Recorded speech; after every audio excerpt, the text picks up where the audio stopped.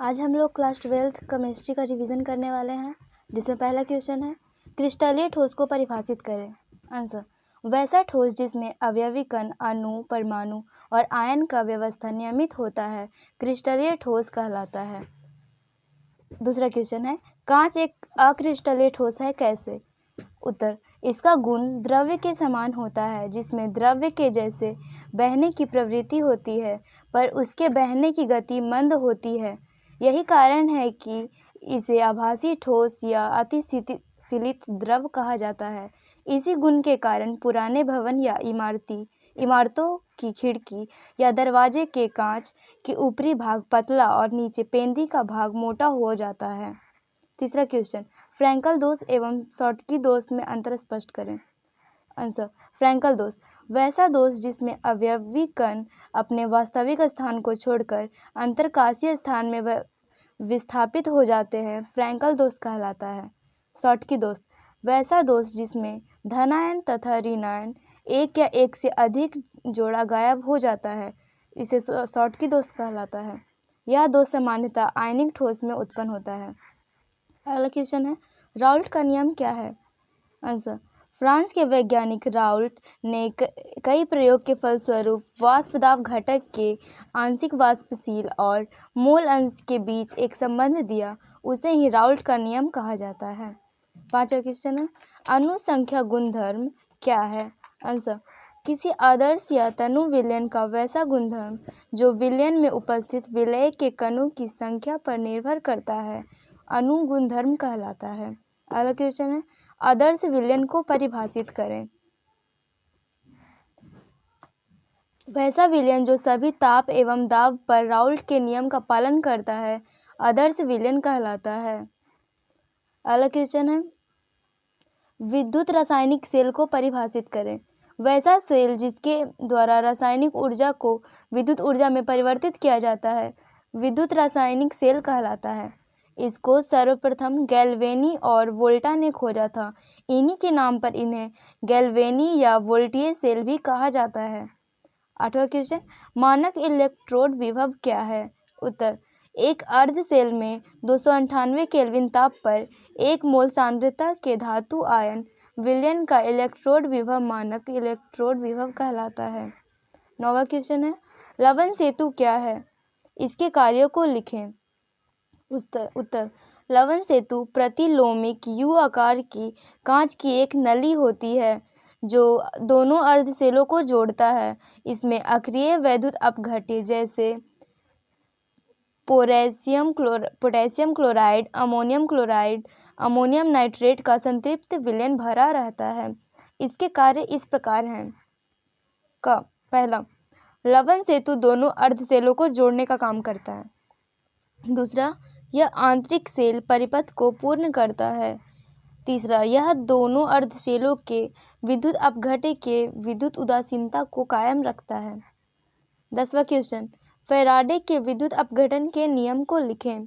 उत्तर, किसी विद्युत में अपद्रव्य में प्रवाहित विद्युत आवेश और इलेक्ट्रोड पर मुक्त पदार्थ के मात्रा के बीच फैराडे ने संबंध दिया। फैराडे के विद्युत अपघटन का नियम इसे ही कहते हैं। 11वां क्वेश्चन है विद्युत रासायनिक तुल्यांक क्या है? उत्तर, वैसे विद्युत अपघट्य में 1 एम्पीयर विद्युत धारा या कूलॉम आवेश 1 सेकंड के लिए प्रवाहित किया जाता है तो इलेक्ट्रोड पर मुक्त पदार्थ की मात्रा रासायनिक तुल्यांक कहलाता है।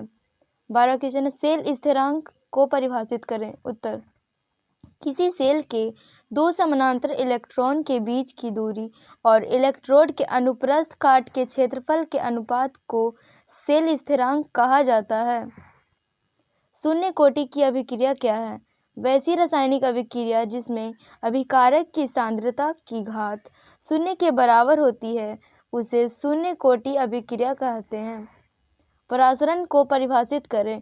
वैसी प्रक्रिया जिसमें अर्धपरागमय झिल्ली से होकर विलायक के अणु शुद्ध विलायक से विलयन की ओर और तनु विलयन से सांद्र विलयन की ओर स्वतः प्रवाह करते हैं, परासरण कहलाता है। अर्धपारगम्य झिल्ली क्या है? उत्तर, वैसी झिल्ली जिसमें सिर्फ विलायक के अनुप्रवाह करते हैं अर्धपारगम्य झिल्ली कहलाते हैं। परासरण दाब क्या है? उत्तर, परासरण को रोकने के लिए लगाया गया बाहरी दाब परासरण दाब कहलाता है। इसे पाई से सूचित किया जाता है। अगला क्वेश्चन है, उल्टा परासरण क्या है? यदि विलयन पर उसके परासरण दाब से अधिक दाब प्रयुक्त करें तो अर्धपारगम्य झिल्ली विलयन से विलायक का बहाव शुद्ध विलायक की ओर होने लगता है। इस प्रक्रिया को ही उल्टा परासरण या प्रतिलोम परासरण कहा जाता है। 18वां क्वेश्चन है, कोलाइड क्या है? उत्तर, वैसा पदार्थ जो वनस्पति झिल्ली या जंतु झिल्ली के द्वारा आसानी से विस्तृत नहीं होता है कोलाइड कहलाता है, जैसे गोंद, स्टार्च, कार्बोहाइड्रेट, प्रोटीन इत्यादि।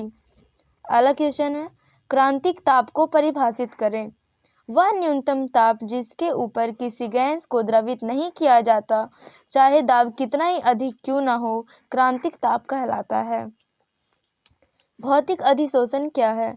जब अधिशोषण की सतह पर अधिशोष्य भौतिकी पर जैसे VWB तथा बंधे होते हैं, भौतिक अधिशोषण कहलाता है।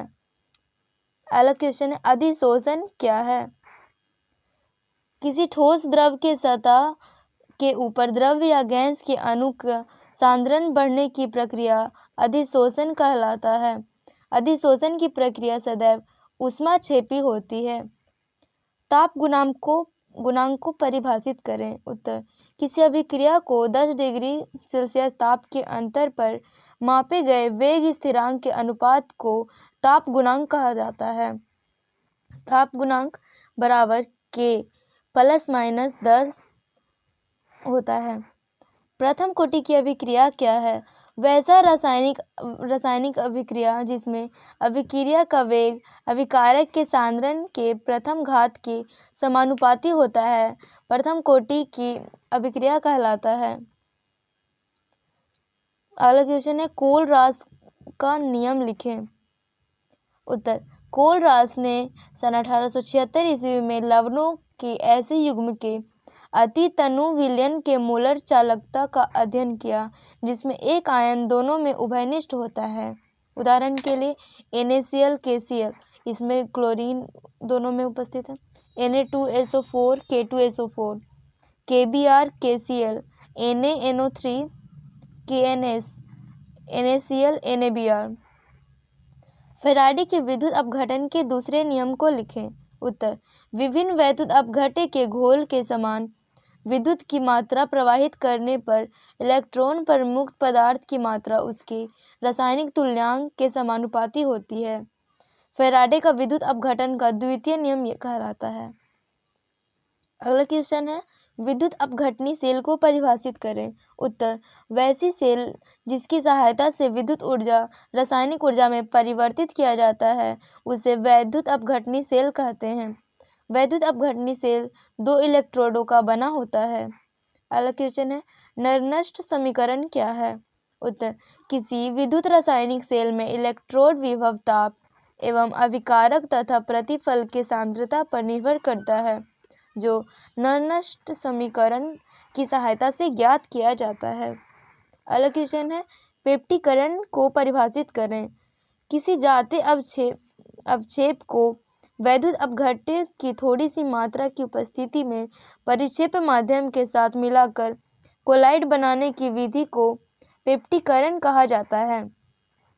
पेप्टिकरण के लिए जिस पदार्थ का प्रयोग किया जाता है वह पेप्टिकरण कहलाता है। अगला क्वेश्चन है, ब्राउनी गति क्या है? इस गति का सर्वप्रथम अध्ययन रॉबर्ट ब्राउन ने किया था। इसके अनुसार कोलाइडी विलयन में कोलाइडी ऊर्जा का नियंत्रण अनियमित टेढ़ी मेढ़ी गति को ही ब्राउनी गति कहा जाता है। वैद्युत कण संचरण क्या है? उत्तर, कोलाइड कण विद्युत आवेशित होता है।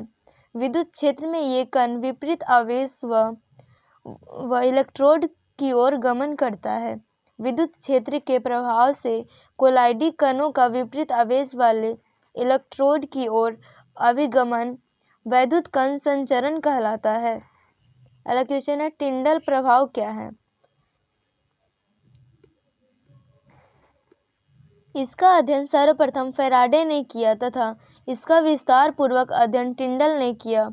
कोलाइडी विलयन द्वारा प्रकाश की प्रकीर्णन ही टिंडल प्रभाव कहलाती है। जब कोलाइडी विलयन में प्रकाश की किरणों को भेजा जाता है तो कोलाइडी कणों के द्वारा प्रकाश का प्रकीर्णन हो जाता है और इसी घटना को टिंडल प्रभाव कहा जाता है। निश्चालन को परिभाषित करें। उत्तर, यह अयस्कों की सांद्रण करने की एक रासायनिक विधि है।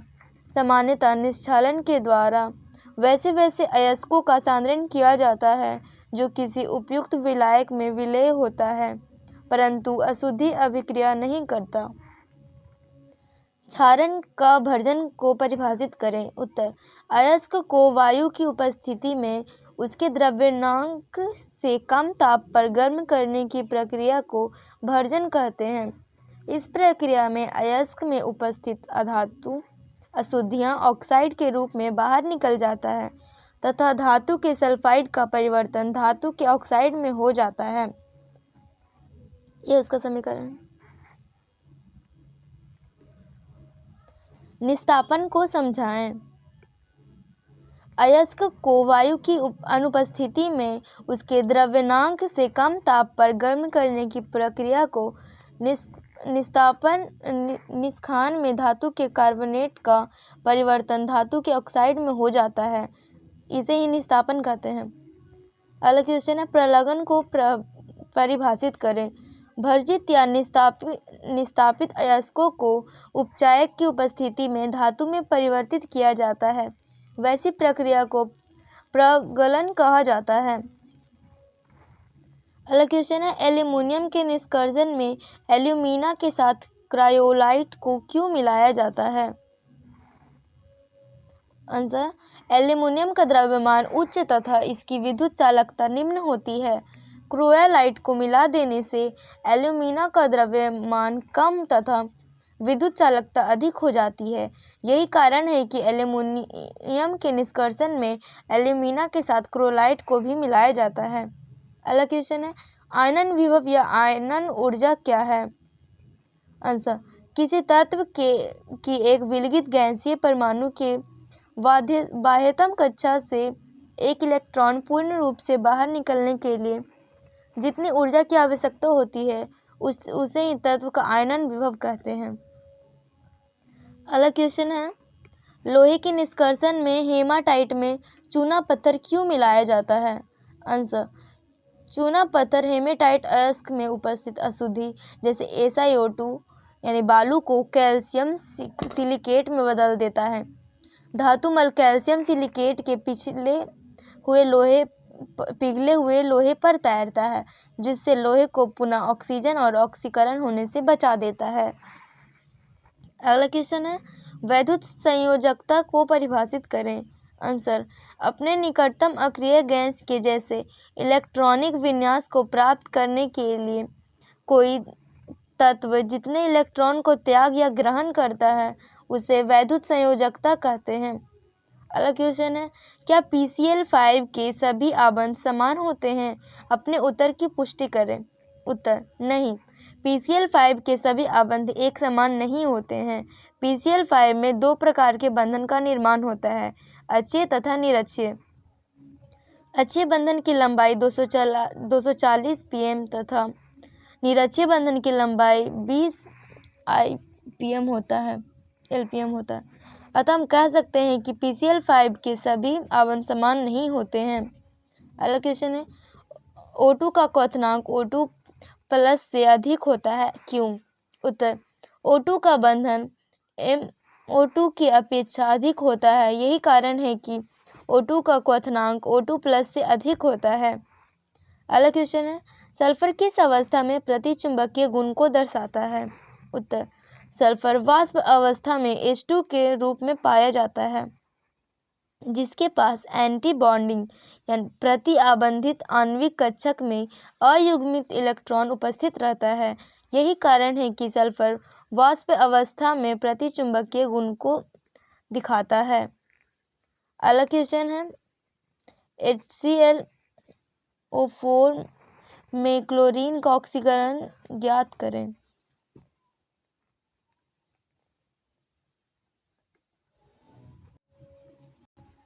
यहाँ माना इसका oxidation number of chlorine is equal to n है, तो यहाँ पे HCl यहाँ पे हाइड्रोजन का यहाँ पे एक दिया गया है, यहाँ पे क्लोरीन का हमें ऑक्सीकरण संख्या निकालना है, इसलिए उसको x मान लेते हैं। ऑक्सीजन का -2 होता है, यहाँ पे इसके 4 अणु हैं, इसलिए इससे 4 से मल्टीप्लाई करते हैं। इसका 0 का मान बराबर करने पर हमें इसका मान +7 आता है। अगला क्वेश्चन, क्लोरीन गैस हाइड्रोकार्बन से तीव्र अभिक्रिया करता है, कैसे? आंसर, या संतृप्त हाइड्रोकार्बन के साथ प्रतिस्थापन अभिक्रिया तथा असंतृप्त हाइड्रोजन के साथ यौगन अभिक्रिया प्रदर्शित करता है। अगला क्वेश्चन, प्रभावकारी परमाणु संख्या क्या है? उत्तर, इसकी जानकारी सर्वप्रथम सिग्विल ने दिया था। जटिल यौगिक के केंद्रीय धातु में उपस्थित इलेक्ट्रॉन की संख्या के योगफल के प्रभावकारी परमाणु संख्या कहा जाता है। स्पेक्ट्रो रासायनिक श्रेणी क्या है? आंसर, जब लिगेंड्स को उनके बढ़ते हुए प्रबलता के क्रम में व्यवस्थित किया जाता है तो एक श्रेणी प्राप्त होती है। प्राप्त श्रेणी को ही स्पेक्ट्रो रासायनिक श्रेणी कहा जाता है। अगला क्वेश्चन है, बर्नर का उपसहसंयोजक सिद्धांत क्या है? आंसर, 1853 ईस्वी में अल्फ्रेड बर्नर ने उपसहसंयोजी यौगिक के निर्माण से संबंधित तक एक नियम का प्रतिपादन किया, जिसे ही बर्नर का उपसहसंयोजक सिद्धांत कहा जाता है। अगला क्वेश्चन है, लिगेंड्स को परिभाषित करें। आंसर, वैसा अणु या आयन जिसके पास कम से कम एक इलेक्ट्रॉन को निर्गन युग्म उपस्थित रहता है, जो कॉम्प्लेक्स कंपाउंड के निर्माण में इलेक्ट्रॉन दाता का कार्य करता है, उसे ही लिगेंड्स कहा जाता है। अगला क्वेश्चन है, समन्वय मंडल या आयनन मंडल क्या है? आंसर, केंद्रीय धातु परमाणु या आयन एवं उससे जुड़े लिगेंड्स को एक प्रमुख कोष्ठिका में दर्शाया जाता है, इसे ही समन्वय मंडल कहा जाता है। यदि इस सत्ता से बाहर कोई आयन उपस्थित रहता है तो उसे आयनन मंडल कहा जाता है। अगला क्वेश्चन है, कॉम्प्लेक्स कंपाउंड क्या है, इसे परिभाषित करें। आंसर, वैसा आणविक यौगिक जो ठोस एवं जलीय विलयन में स्थायी होता है, अर्थात पहचान को बनाए रखता है, कॉम्प्लेक्स कंपाउंड कहलाता है। यह यौगिक जल में घुलकर अपने अवयवी यौगिक के आयनों में पूर्णतः परिवर्तित नहीं होता। अगला क्वेश्चन है, द्विक लवण क्या है? आंसर, 2 या 2 से अधिक सरल यौगिक के संयोग से बना वैसा यौगिक जो क्रिस्टल के रूप में अपना अलग अस्तित्व कायम रखता है, किंतु जलीय विलयन में अपना अस्तित्व खोकर अपने अवयवी आयनों में टूट जाता है, इसे ही द्विक लवण कहा जाता है। अगला क्वेश्चन है, PCl5 2 प्रकार के बंधन अक्षीय तथा निरक्षीय अबंध का क्वेश्चन क्या होता है जब PCl5 को गर्म किया जाता है? आंसर, PCl5 2 प्रकार के बंधन अक्षीय तथा निरक्षीय अबंध का निर्माण होता है। अक्षीय की लंबाई बंधन की लंबाई से अधिक होती है, जबकि PCl5 को जब गर्म किया जाता है तो उसके अक्षीय बंधन टूट जाते हैं। अगला क्वेश्चन है, क्लोरीन गैस के उपयोगों को लिखें। आंसर, क्लोरीन गैस तथा क्लोरीन जल का प्रयोग ऑक्सीकरण के रूप में किया जाता है। अगला क्वेश्चन है, दूसरा, इसका प्रयोग विरंजक चूर्ण के निर्माण में किया जाता है। तीसरा, इसका प्रयोग सूती वस्त्र या रंगीन कागजों के रंग उड़ाने में किया जाता है। चौथा, इसका उपयोग रोगाणुनाशक तथा कीटाणुनाशक में किया जाता है। अगला क्वेश्चन है, अर्हेनियम समीकरण से आप क्या समझते हैं? आंसर, अर्हेनियम समीकरण एक समीकरण है जो अभिक्रिया वलय की तापमान पर निर्भरता की व्याख्या करता है। अर्हेनियम समीकरण को हम K = AC/EQ/RT के द्वारा दर्शाते हैं, जहाँ K वेग स्थिरांक, T टेम्परेचर तापमान, A2 px पोटेंशियल और EQ सक्रियण ऊर्जा है और R गैस का स्थिरांक है। अगला क्वेश्चन है डायलिसिस क्या है। डायलिसिस एक कोलाइडी घोल को शुद्ध करने की विधि है। कोलाइडी घोल में अशुद्धि के रूप में क्रिस्टलवाइड के कण हो सकते हैं। इन्हें हटाने के लिए ही डायलिसिस का प्रयोग किया जाता है। क्लोरीन एक धातु है जबकि आयोडीन का कुछ गुण धातु की तरह, ऐसा क्यों? आंसर है इसका आयनन ऊर्जा विभव तथा अधिक विद्युत ऋणात्मक के कारण हैलोजन अधातु जैसा व्यवहार करते हैं, परंतु अधातुओं का गुण वर्ग में ऊपर से नीचे की ओर घटता जाता है। इसलिए आयोडीन में कुछ गुण धातु की तरह तथा क्लोरीन अधातु है। अगला क्वेश्चन है संक्रियण ऊर्जा क्या है। आंसर मध्यवर्ती संकुलन के विचरण तथा निर्माण के लिए आवश्यक ऊर्जा को ही सक्रिय ऊर्जा कहा जाता है। इसे EQ द्वारा निरूपित किया जाता है। अगला क्वेश्चन है देहली ऊर्जा क्या है। आंसर संघटक को प्रभावी बनाने के लिए अणु में ऊर्जा विशिष्ट मान से अधिक चाहिए। ऊर्जा विशिष्ट मान से अधिक होना चाहिए। ऊर्जा की वह न्यूनतम मात्रा जो अणुओं के पास होती है उसे ही देहली ऊर्जा कहते हैं। पायस को परिभाषित करें। वह कोलाइडी घोल जिसमें परिक्षिप्त अवस्था में परिक्षेपण माध्यम दोनों द्रव हो पायस कहलाता है। परिचित अवस्था द्रव प्लस परिक्षेपण माध्यम मिलकर पायस का निर्माण करता है। अगला क्वेश्चन है एंजाइम क्या है। आंसर एंजाइम जटिल नाइट्रोजन चक्र यौगिक होते हैं जो जीवित प्राणियों एवं वनस्पतियों के कोशिकाओं से बनते हैं। ये प्रोटीन होते हैं जो जीवित प्राणियों द्वारा उत्पन्न की जाती है। अगला क्वेश्चन है लायोफोबिक कोलाइड एवं लायोफिलिक कोलाइड में अंतर स्पष्ट करें। लायोफोबिक कोलाइड आंसर यह टेडेल इफेक्ट शो करता है तथा यह घुलनशील नहीं होता है। इसका विक्टरी डिस्प्रेशन माध्यम के बराबर होता है। लियोफिलिक कोलाइड यह टेडली इफेक्ट शो नहीं करता है। यह बहुत ही घुलनशील होता है तथा यह विक्टरी डिस्पर्सन माध्यम से अधिक होता है। अगला क्वेश्चन है भौतिक अधिशोषण और रासायनिक अधिशोषण में अंतर स्पष्ट करें। भौतिक अधिशोषण यह विशिष्ट प्रकृति का होता है। यह उत्क्रमणीय स्वभाव का होता है। यह वांडर वॉल्स के कारण होता है। जबकि रासायनिक अधिशोषण अति विशिष्ट प्रकृति का होता है। इसमें अनुत्क्रमणीय स्वभाव होता है तथा यह रासायनिक अवंध के निर्माण के कारण उत्पन्न होता है। अगला क्वेश्चन है परासरण तथा विसरण में अंतर स्पष्ट करें। परासरण इसमें अर्ध पारगम्य झिल्ली की आवश्यकता होती है, जबकि विसरण में अर्ध पारगम्य झिल्ली की आवश्यकता नहीं होती है।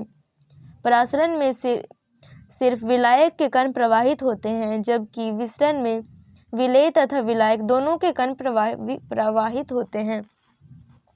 परासरण दाब लगाकर रोका जा सकता है, लेकिन विसरण को दाब लगाकर रोका नहीं जा सकता है।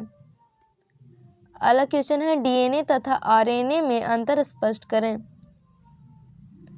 DNA एक द्विकुंडली संरचना होती है, जबकि RNA की एक कुंडली की संरचना होती है। DNA की द्विकुंडली संरचना आपस में विपरीत दिशा में घूर्णन बनाती है तथा यह DNA में शर्करा डीऑक्सीराइबोसोम होता है और RNA में शर्करा राइबोसोम होता है। बहुलीकरण से आप क्या समझते हैं? आंसर है बहुलक उच्च आणविक द्रव्यमान वाले यौगिक होते हैं जिनकी संरचना अत्यधिक संख्या में सरल इकाइयों या अणुओं की पुनरावृत्ति से बनी होती है। सरल अणु या पुनरावृत्त इकाइयाँ जिसके मिलने से बहुलक बन जाते हैं उन्हें एकलक कहते हैं। वह प्रक्रिया जिसके द्वारा एकलकों को बहुलक में बदला जाता है बहुलीकरण कहलाता है। विशिष्ट चालकता को परिभाषित करें। आंसर यह 1 सेंटीमीटर घन के द्वारा व्यक्त की गई चालकता की विशिष्ट चालकता कहा जाता है। यह एक यूनानी शब्द कंपा के द्वारा व्यक्त किया जाता है। अगला क्वेश्चन है, हिमांक के अवनमन से आप क्या समझते हैं? आंसर, राउल्ट के नियम के अनुसार जब एक अवाष्पशील ठोस विलायक में डाला जाता है तो विलायक का वाष्प दाब कम हो जाता है और अब इसका वाष्प दाब ठोस विलायक के वाष्प दाब के बराबर कुछ कम ताप पर होता है, अतः विलायक का हिमांक घट जाता है। अगला क्वेश्चन है, मोलर चालकत्व को परिभाषित करें। आंसर, जब किसी विद्युत अपद्रव्य के 1 मोल को जल में घोला जाता है तो उनके आयनों के द्वारा प्रदर्शित चालकता मोलर चालकत्व कहलाती है। अगला क्वेश्चन है, 5% यूरिया घोल के परासरण दाब की गणना 273 केल्विन पर करें। आंसर, यूरिया का मोलर द्रव्यमान 60 ग्राम पर मोल, इसके घोल का आयतन 100 मिलीलीटर और जिसको हम अगर लीटर में बदलेंगे तो 0.1 लीटर होगा। घोल स्थिरांक यानी R बराबर होगा 0.0821 और ताप इसमें दिया हुआ 273 केल्विन। परासरण दाब बराबर होगा यूरिया का द्रव्यमान गुना RT बटा यूरिया का घोल द्रव्यमान गुना घोल आयतन, जिसको कैलकुलेशन करने पर हमें 15.58 आंसर आएगा। अगला क्वेश्चन है, क्रिस्टलाइट को परिभाषित करें। वैसा पदार्थ जो जंतु या वनस्पति झिल्लियों के द्वारा शीघ्रता से विसरित हो जाता है उसे ही क्रिस्टलाइट कहते हैं, जैसे चीनी, ग्लूकोज, नमक, यूरिया इत्यादि का विलयन। अगला क्वेश्चन है, तुल्यांकी चालक को परिभाषित करें। जब किसी विद्युत अपघट्य को 1 ग्राम तुल्यांक को जल में जाता है तो उसके आयनों के द्वारा प्रदर्शित चालकता तुल्यांक चालक कहलाता है। विद्युत अपघट्य चालक क्या है? वैसा चालक जिसमें विद्युत धारा का प्रवाह आयनों के कारण होता है वैद्युत अपद्रव्य चालक कहलाता है। अगला क्वेश्चन है, मोलर चालकत्व को परिभाषित करें। जब किसी वैद्युत अपघट्य के 1 मोल को जल में घोला जाता है तो उनके आयनों द्वारा प्रदर्शित चालकता मोलर चालकता कहलाता है। अगला क्वेश्चन है, वैद्युत अपघटनी सेल को परिभाषित करें। आंसर, वैसा सेल जिसकी सहायता से विद्युत ऊर्जा को रासायनिक ऊर्जा में परिवर्तित किया जाता है उसे वैद्युत अपघटनी सेल कहते हैं। वैद्युत अपघटनी सेल 2 इलेक्ट्रोडों का बना होता है। अगला क्वेश्चन है, फुल्लेरीन क्या है? आंसर, अमेरिका के एक शिल्पकार बकमिंस्टर फिल्टर ने फुल्लेरीन की जानकारी दी। इसे बकमिंस्टर फिलर भी कहा जाता है। ग्रेफाइट को जब अक्रिय गैस हीलियम की उपस्थिति में विद्युत चिंगारी में गर्म किया जाता है तो फुल्लेरीन का निर्माण होता है। अगला क्वेश्चन है, समजातीय श्रेणी को परिभाषित करें। आंसर, कार्बन यौगिक का वैसा श्रेणी जिसमें विशिष्ट अभिक्रियाशील समूह होता है और 2 लगातार सदस्यों के बीच CH2 इकाई का अंतर होता है उसे ही समजातीय श्रेणी कहते हैं, जैसे CH4, CH2, C2H6, C3H8, CH2, C4H10। अगला क्वेश्चन है, ठोस पदार्थ के आकार व आयतन निश्चित होते हैं, ऐसा क्यों? आंसर, ठोस पदार्थ में अवयवी कण की स्थितियां नियत होती है। यह केवल अपने माध्य स्थिति के चारों ओर दोलन कर पाता है। इसके अवयवी कण इतने प्रबल आकर्षण बल से बंधे होते हैं कि अलग स्थिर अवस्था में रहता है। यही कारण है कि ठोस का आकार व आयतन दोनों ही निश्चित होते हैं। संक्षारण क्या है? संक्षारण के लिए आवश्यक शर्तों को लिखें। जब किसी धातु को खुली हवा में छोड़ दिया जाता है तो वायु एवं जलवाष्प की उपस्थिति में धातु की सतह पर ऑक्साइड की एक परत जम जाती है और धातुओं की शक्ति छिन्न होने लगती है। इसी प्रक्रिया को संक्षारण कहा जाता है। संक्षारण के लिए 2 आवश्यक शर्त निम्न हैं। पहला, वायु की उपस्थिति तथा दूसरा जलवाष्प अथवा नमी की उपस्थिति। अगला क्वेश्चन है ईंधन सेल क्या है, इसके लाभों को लिखें। आंसर, वैसा सेल जिसमें हाइड्रोजन, मीथेन और मिथेनॉल इत्यादि के दहन से प्राप्त ऊष्मीय ऊर्जा को सीधे विद्युत ऊर्जा में परिवर्तित किया जाता है, उसे ईंधन सेल कहते हैं। इसके निम्नलिखित लाभ हैं। पहला, ईंधन सेल से प्राप्त होने वाला विद्युत ऊर्जा का उपयोग अंतरिक्ष यानों में किया जाता है। दूसरा, ईंधन सेल का कर्म क्षमता बहुत ही अधिक होता है। अगला क्वेश्चन है द्वितीयक सेल को परिभाषित करें। यह एक विशेष प्रकार का सेल होता है। इस सेल का एक बार कार्य करने के उपरांत जब यह अनावेशित हो जाता है तो पुनः उसे आवेशित करके उपयोग में लाया जाता है। इस प्रकार द्वितीयक सेल को बार बार आवेशित करके उपयोगी बनाया जाता है। अगला क्वेश्चन है वॉन हॉफ गुणक क्या है। आंसर, वॉन हॉफ में विलयन के अपसमान आचरण के लिए एक समीकरण का प्रतिपादन किया जिसे वॉन हॉफ गुणक कहा जाता है। वॉन हॉफ गुणक जिसे I से सूचित किया गया है, इसका मान होता है प्रायोगिक अनुसंख्यिक गुणधर्म सामान्य का मान्य बटा अनुसंख्य गुणधर्म। अगला क्वेश्चन है आदर्श विलयन को परिभाषित करें।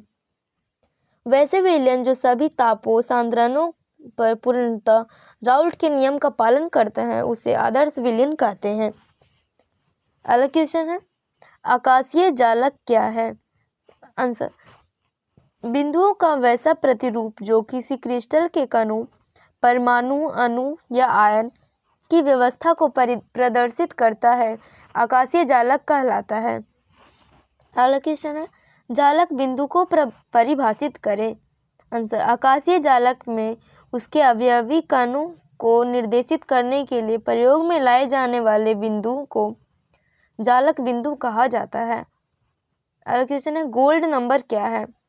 किसी रच्छी कोलाइड का वह न्यूनतम द्रव्यमान जो मानक गोल्ड सेल के 10 Mi को 10% NaCl विलयन के 1 मिलीलीटर द्वारा होने वाले स्कंदन से रक्षण करता है, उसका गोल्ड नंबर कहलाता है।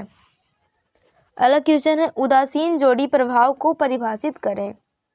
आंसर, भारी अधातुओं के बाहरी इस उपकक्षा में मौजूद 2 इलेक्ट्रॉन किसी भी रासायनिक अभिक्रिया में भाग नहीं लेता, अर्थात यह इलेक्ट्रॉन जोड़ी उदासीन रहता है। इस प्रभाव को ही उदासीन जोड़ी प्रभाव कहा जाता है।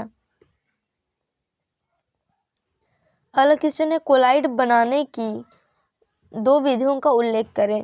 आंसर, कोलाइड बनाने की 2 विधियां निम्नलिखित हैं। पहला संघनन विधि तथा दूसरा परिक्षेपण विधि। अगला क्वेश्चन है अम्लीय वर्षा से आप क्या समझते हैं। आंसर, अम्लों के वर्षा के रूप में गिरना अम्लीय वर्षा कहलाता है। जब अम्लीय वर्षा जमीन पर गिरता है तो जमीन में उपस्थित क्षार का उदासीनीकरण हो जाता है और इसके फलस्वरूप मिट्टी अम्लीय हो जाती है। अगला क्वेश्चन है अक्रिय गैसों की संयोजकता शून्य क्यों होती है, समझाएं। आंसर, अक्रिय गैसों का आयतन इंथैली बहुत उच्च होने के कारण इलेक्ट्रॉन का त्याग नहीं कर पाता तथा स्थायी इलेक्ट्रॉनिक विन्यास प्राप्त होता है, अतः अक्रिय गैस की संयोजकता शून्य होती है।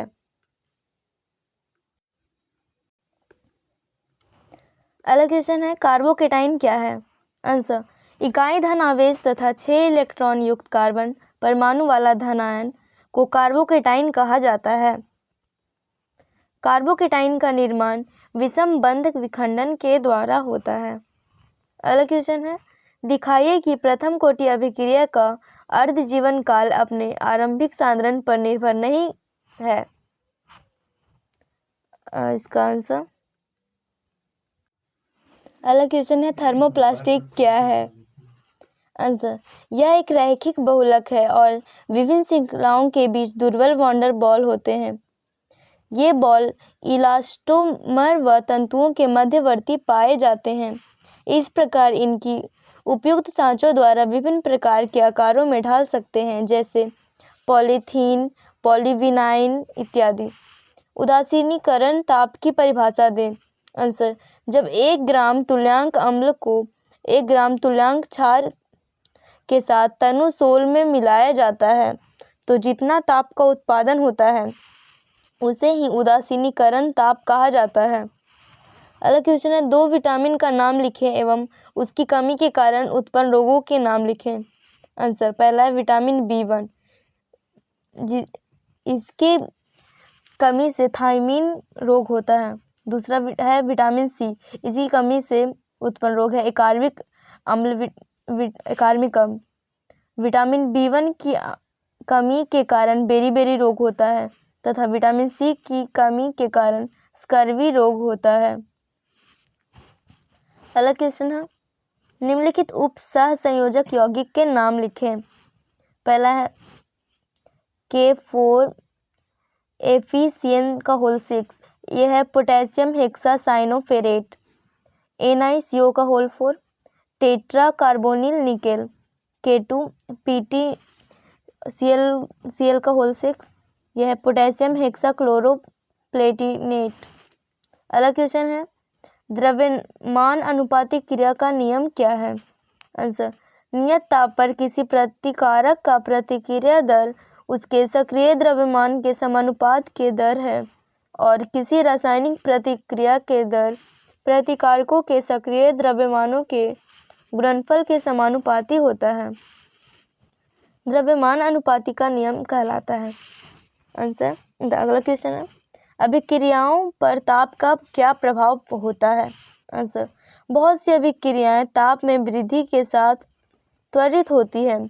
उदाहरण, N2O5 के वियोजन में पदार्थ का प्रारंभिक मात्रा में वियोजन 0 डिग्री सेल्सियस पर 10 दिनों में, 250 कूलॉम पर 5 घंटे में तथा 50 डिग्री सेल्सियस पर 12 मिनट में होता है। जबकि MnO को H2C2O4 के साथ मिलाया जाता है तो प्रतिक्रिया धीमी गति से होती है, लेकिन जब इस मिश्रण को गर्म किया जाता है तो प्रतिक्रिया की दर बढ़ जाती है। अगला क्वेश्चन है, वुर्ज अभिक्रिया क्या है। इस अभिक्रिया का उपयोग हाइड्रोकार्बन निर्मित करने के लिए किया जाता है। जब किसी एल्काइल हैलाइड के इथरीय घोल की अभिक्रिया सोडियम धातु से कराई जाती है, हाइड्रोकार्बन प्राप्त होता है।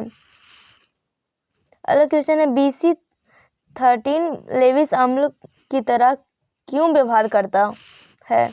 आंसर, BCl3 में B परमाणु इलेक्ट्रॉन डिफिशिएंट होने के कारण ही BCl3 लेविस अम्ल की तरह व्यवहार करता है। अब केमिस्ट्री का लॉन्ग क्वेश्चन देखेंगे। पहला क्वेश्चन देखिए, 100वां क्वेश्चन है, हैबर प्रक्रम द्वारा अमोनिया का उत्पादन कैसे होता है। उत्तर, सिद्धांत, जब नाइट्रोजन तथा हाइड्रोजन के मिश्रण को 673 केल्विन से 823 केल्विन ताप पर एवं 1000 वायुमंडलीय दाब पर लौह चूर्ण एवं मॉलिब्डेनम उत्प्रेरक की उपस्थिति में गर्म किया जाता है तो अमोनिया गैस का निर्माण होता है। इसकी प्रक्रिया, शुद्ध नाइट्रोजन एवं हाइड्रोजन को 1:3 में मिश्रित कर सबसे पहले 673 केल्विन और 823 केल्विन तापक्रम पर लौह चूर्ण में मॉलिब्डेनम उत्प्रेरक की उपस्थिति में जब गर्म किया जाता है तो अभिक्रिया के फलस्वरूप अमोनिया गैस बनता है। इसके अतिरिक्त अभिक्रिया के दौरान कुछ नाइट्रोजन एवं हाइड्रोजन शेष रह जाते हैं, जिसे वापस तंत्र में भेजा जाता है, जो पुनः आपस में क्रिया करके अमोनिया के रूप में बदल जाता है। इस विधि को हम हैबर प्रक्रम द्वारा अमोनिया का उत्पादन के विधि से जानते हैं। अगला क्वेश्चन है, मिथाइल एमीन के बनने की प्रयोगशाला विधि का वर्णन करें। आंसर है, प्रयोगशाला में मिथाइल एमीन बनाने के लिए हम हॉफमैन निश्चीकरण विधि का प्रयोग करते हैं। जब एसीटामाइड को एल्कीन की उपस्थिति में Br2 से अभिक्रिया कराई जाती है तो मिथाइल एमीन प्राप्त होता है, जो कि रूप से वर्णित है। CH3CNH2 plus Br2 plus 4NaOH को जब गर्म किया जाता है तब वह CH3NH2 plus 2NaBr plus Na2CO3 plus 2H2O में विभाजित हो जाता है। प्रयोगशाला में मिथाइल एमीन तैयार करने के लिए एक गोल पेंद वाले फ्लास्क में 10 ग्राम एसीटामाइड तथा 9 cc ब्रोमीन, इसके बाद टकराव टिप द्वारा फ्लास्क में उपस्थित मिश्रण का रंग गहरा पीला हो जाता है। इसके बाद फ्लक्स को वाटर बाथ पर तब तक गर्म किया जाता है जब तक कि मिश्रण रंगहीन न हो जाए। इसके बाद गोल पेंदी वाले फ्लास्क में उपस्थित मिश्रण का स्रवण किया जाता है। स्रवण के फलस्वरूप प्राप्त मिथाइल एमीन के वाष्प को एक ग्राहक जिसमें तनु HCl रहता है में अवशोषित कराया जाता है। ऐसा करने से ग्राहक में मिथाइल एमीन हाइड्रोक्लोराइड बनता है। मिथाइल एमीन हाइड्रोक्लोराइड से मिथाइल एमीन प्राप्त करने के लिए इसमें NaOH का घोल मिलाकर स्रावन किया जाता है। अगला क्वेश्चन है, व्यापारिक विधि से क्लोरोफॉर्म कैसे बनाते हैं? आंसर, व्यापारिक विधि से प्रयोगशाला में क्लोरोफॉर्म बनाने के लिए इथाइल अल्कोहल, विरंजक चूर्ण तथा जल को गर्म कर बनाया जाता है, जो निम्न प्रकार से है। यह प्रयोगशाला में एसीटोन, विरंजक चूर्ण तथा जल के मिश्रण को गर्म करके बनाया जाता है। अगला क्वेश्चन है, प्रथम कोटि की अभिक्रिया के लिए अर्ध जीवन काल को समझाएं तथा अर्ध जीवन काल और औसत जीवन काल के बीच में संबंध स्थापित करें। आंसर, अर्ध जीवन काल किसी भी प्रतिक्रिया के ठीक आधा पूरा होने में जो समय लगता है उसे अर्ध जीवन काल कहा जाता है। इसे T1/2 द्वारा निरूपित किया जाता है। हम जानते हैं कि K बराबर 2.303/T log A/A-x होता है। अगर T की जगह हम T½ लें तब x बराबर A/2 और अब T तथा x का मान उपयुक्त समीकरण में रखने पर हमें K बराबर 2.303/T1/2 log A/A*A/2 हो जाएगा। इसमें अगर T½ को एक साइड किया जाए तो फिर 2.303/K log A/A/2 या 2.303/K log 2 आएगा। अतः अर्ध जीवन काल प्रतिकारक के प्रारंभिक सांद्रण पर निर्भर नहीं करता है। संबंध, हम जानते हैं कि T½ 0.693/K तथा T बराबर 1/K का मान समीकरण 2 में रखने पर हमें T का मान 1.44 × T1/2 प्राप्त होता है। अतः औसत जीवन काल बराबर 1.44 × अर्ध जीवन काल। अगला क्वेश्चन है, ठोसों में क्रिस्टलीय दोष से आप क्या समझते हैं? स्टाइकियोमेट्री दोष क्या है? निम्नलिखित प्रकार के क्रिस्टलीय दोषों को समझाएं। पहला क्रिस्टलीय दोष, किसी क्रिस्टलीय ठोस में यदि अवयवी कणों की व्यवस्था में अनियमितताएं मौजूद हो तो उसे क्रिस्टलीय दोष कहा जाता है। ऐसी अनियमितताएं क्रिस्टलीकरण की प्रक्रिया तीव्र अथवा मंद गति से होने के कारण होती है। अगला है स्टाइकियोमेट्री दोष। इस प्रकार के क्रिस्टलीय दोष वैसे दोष हैं जिनमें ठोस की स्टाइकियोमेट्री विक्षुब्ध नहीं होती है। इन्हें अंतर अथवा ऊष्मा गतिकी दोष भी कहा जाता है। इससे पदार्थ के घनत्व में किसी भी प्रकार का बदलाव यानी कमी या अधिकता नहीं होती है। विभिन्न प्रकार के क्रिस्टलीय दोष नीचे दिए गए हैं। पहला है रिक्तिका दोष। कुछ जालक स्थलों के रिक्ति के कारण उत्पन्न दोष को रिक्तिका दोष कहा जाता है। इसमें पदार्थ के घनत्व में कमी हो जाती है, जैसे यहाँ पे दिखाया गया है। दूसरा है अंतरकाशी दोष। अतिरिक्त अवयवी कणों के अंतरकाशीय स्थान पर पाए जाने के कारण उत्पन्न दोष को अंतरकाशीय दोष कहा जाता है। यह दोष पदार्थ की घनत्व को बढ़ा देता है।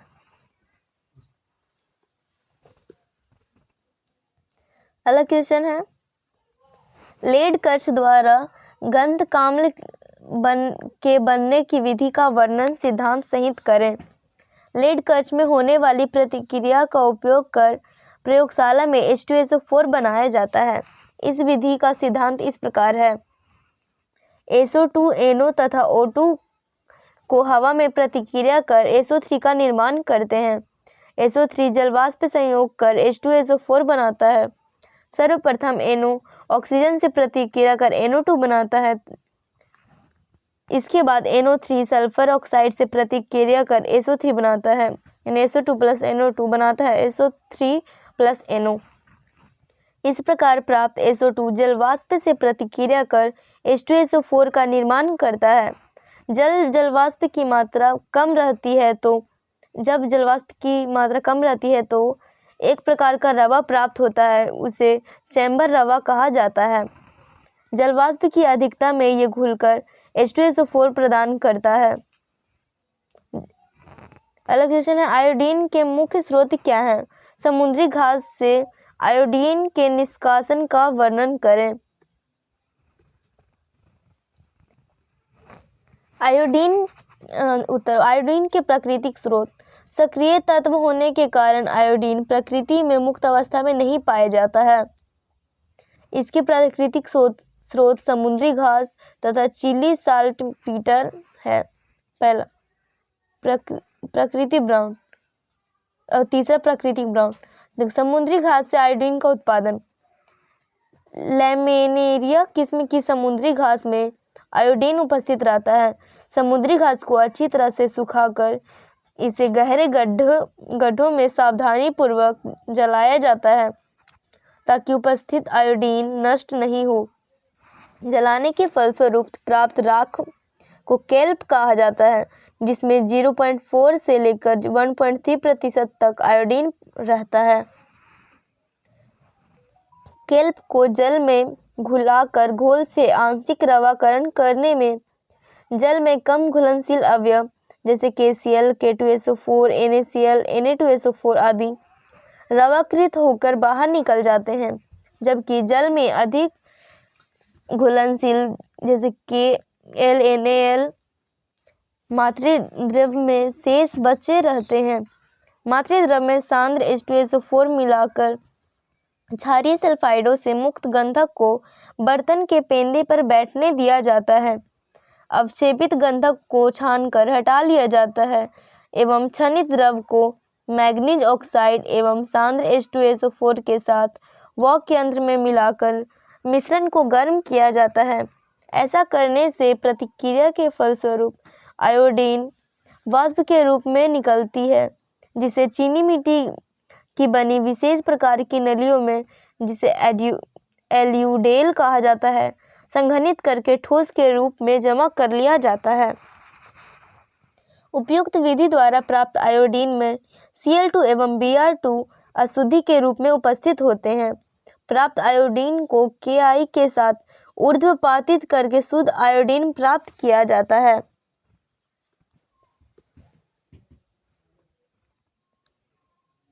अगला क्वेश्चन है, प्रथम कोटि की अभिक्रिया से आप क्या समझते हैं? प्रथम कोटि की अभिक्रिया का व्यंजक प्राप्त करें। आंसर, प्रथम कोटि की अभिक्रिया जिस अभिक्रिया के वेग को सिर्फ एक पद को त्वरित द्वारा निर्धारित किया जाता है, प्रथम कोटि की अभिक्रिया कहलाती है। जैसे हाइड्रोजन पाइरोक्साइड की जलीय विलयन में अपघटन प्रथम कोटि की अभिक्रिया है। इसका अपघटन 2 चरणों में पूर्ण होता है। पहला H2O2 H2O और O में रूपांतरित होता है, जो कि बहुत ही मंद होती है, तथा फिर ऑक्सीजन के 2 अणु मिलकर O2 का निर्माण करते हैं। अभिक्रिया के वेग का निर्धारण प्रथम पद द्वारा होता है, जिसमें H2O2 की सांद्रता का परिवर्तन होता है। मिथाइल एसीटेट का जलीय अपघटन निम्न प्रकार से होता है। इसमें CH3COO CH3 प्लस H2O बनाता है CH3COOH plus CH3OH।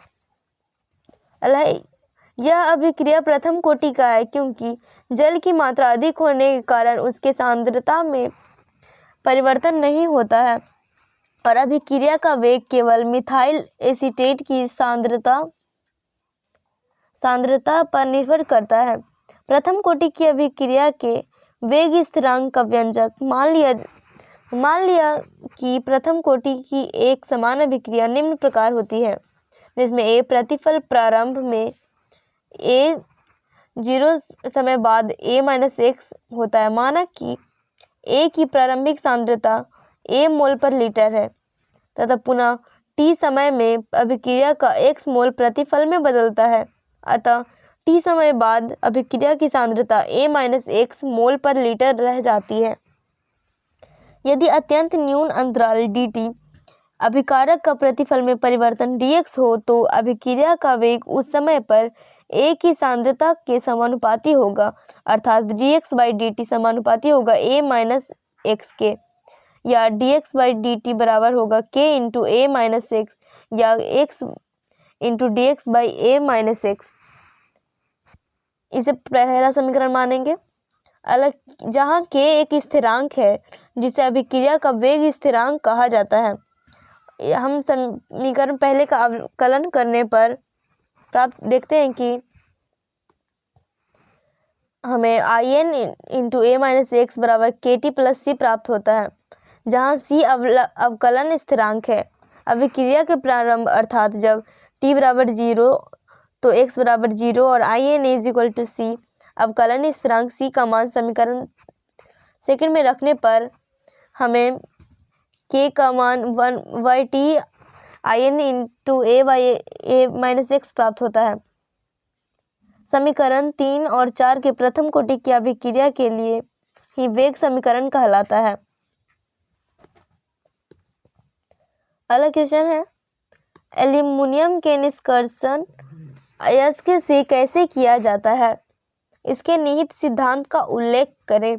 Aluminium सांद्र sulphuric अम्ल के साथ कैसे अभिक्रिया करता है। आंसर, एल्यूमीनियम का बॉक्साइट अयस्क का निष्कर्षण का सिद्धांत। बॉक्साइट अयस्क का सांद्रण बुअर विधि द्वारा किया जाता है। इस विधि में पीसे हुए बॉक्साइट अयस्क सांद्र सोडियम हाइड्रोक्साइड विलयन से अभिक्रिया के फलस्वरूप सोडियम एल्यूमिनेट बना लेता है तथा अशुद्धियां अवशेष रह जाती है। Al2O3 जो सॉलिड अवस्था में रहता है 2OH + 3H2O मिलकर बनाता है 2AlOH-। सोडियम एल्यूमिनेट विलयन को छानकर अलग करके ठंडा कर लिया जाता है। विलयन की तनुता को बढ़ाकर अथवा विलयन में गैस प्रवाहित कर एल्यूमिनियम हाइड्रोक्साइड अवक्षेपित कर लेते हैं। इसके फलस्वरूप विलयन का pH मान कम हो जाता है, यानी AlOH- अवक्षेप को छानकर सुखा लेते हैं। सूखे अवक्षेप को 1473 केल्विन ताप पर गर्म करके शुद्ध एल्यूमिना Al2O3 प्राप्त कर लिया जाता है। अगला क्वेश्चन है, फैराडे का विद्युत अपघटन नियम को लिखें। आंसर है, फैराडे के विद्युत अपघटन के 2 नियम हैं। पहला नियम, विद्युत द्वारा वैद्युत अपघटन में रासायनिक विघटन की मात्रा वैद्युत अपघट्य में प्रवाहित विद्युत धारा की मात्रा के समानुपाती होता है। यहाँ W समानुपाती होता है क्योंकि Z यहाँ पे विद्युत रासायनिक तुल्यांक है।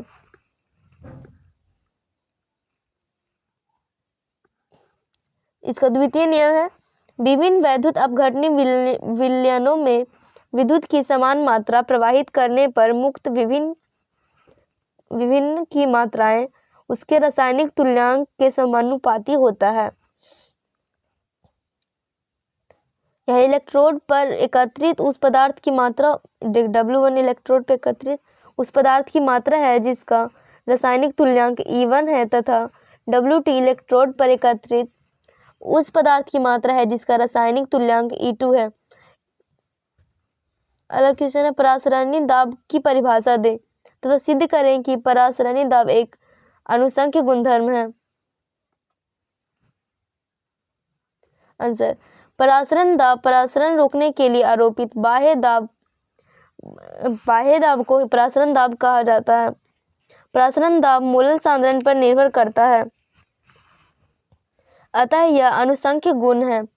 वॉन हॉफ के नियम अनुसार परासरण दाब में पाई 1/v के यानी जो निश्चित ताप के समानुपाती होता है तथा स्थिर सांद्रण पर वॉन हॉफ एवोगाड्रो के नियमानुसार पाई समानुपाती n के होता है। जब तीनों नियमों को संयुक्त करने पर हमें पाई बराबर n/v इंटू टी या पाई बराबर r into n/v into T प्राप्त होता है, जहाँ पे अगर इसको हम लिखेंगे तो पाई बराबर w/m into r into T, जहाँ m अनुभार तथा r गैस का स्थिरांक है। अगला क्वेश्चन है, लोहे के दो मुख्य अयस्कों के नाम लिखें। लोहे की निष्कर्षण की विधि को लिखें तथा उसका रासायनिक समीकरण भी दें। इसका आंसर है, कार्बन अवकरण विधि से लोहा का निष्कर्षण। पहला, लोहे का मुख्य अयस्क है हेमेटाइट, मैग्नेटाइट और सीडेराइट, Fe2O3, Fe3O4 तथा FeCO3। Iron pyrite FeS2। लोहे के निष्कर्षण मुख्यतः हेमेटाइट एवं मैग्नेटाइट अयस्क से किया जाता है। इसका निष्कर्षण, सर्वप्रथम अयस्क को निस्तापित किया जाता है, इसके कारण अयस्क को जल वाष्प के रूप में निकल जाता है। कार्बोनेट अपघटित हो जाता है तथा सल्फाइड ऑक्सीकृत हो जाता है। जब निस्तापित अयस्क को चूना पत्थर तथा कोक के साथ मिलाकर वात्य भट्टी के ऊपर गिराया जाता है, कोक के जलने से कार्बन मोनोऑक्साइड प्राप्त होता है। भट्टी के निचले हिस्से का तापमान लगभग 1800 केल्विन तथा ऊपरी भाग का तापमान 500 केल्विन होता है। भट्टी के ऊपरी हिस्से में कार्बन मोनोऑक्साइड अवकरण पदार्थ यानी अपचायक का कार्य करती है, परंतु भट्टी के निचले भाग से स्वयं कार्बन ही अवकारक पदार्थ का कार्य करती है। भट्टी में होने वाली अभिक्रियाएं निम्नलिखित है।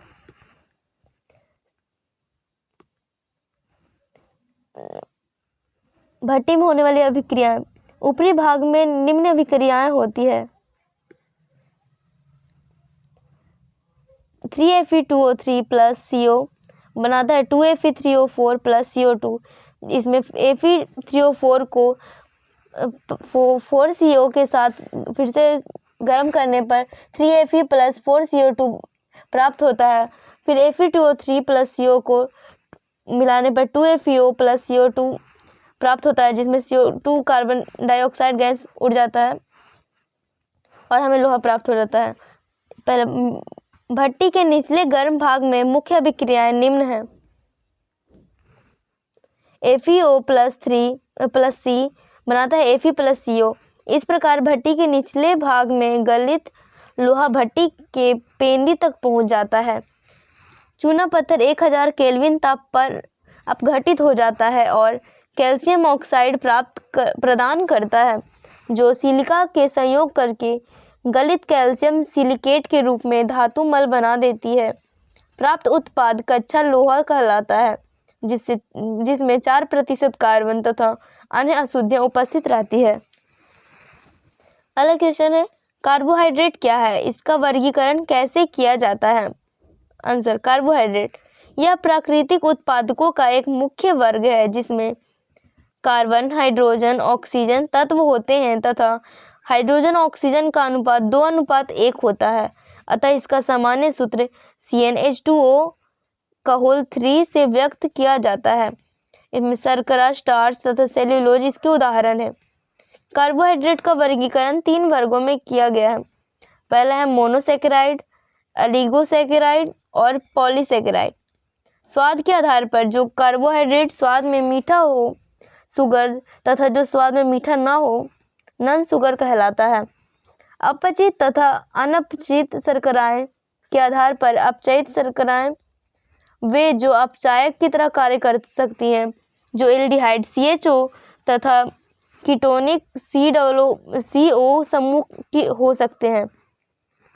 अनअपचित शर्कराएं ये अभिक्रियाएं नहीं देती है। अगला क्वेश्चन है, प्रयोगशाला में एनिलीन कैसे तैयार करेंगे?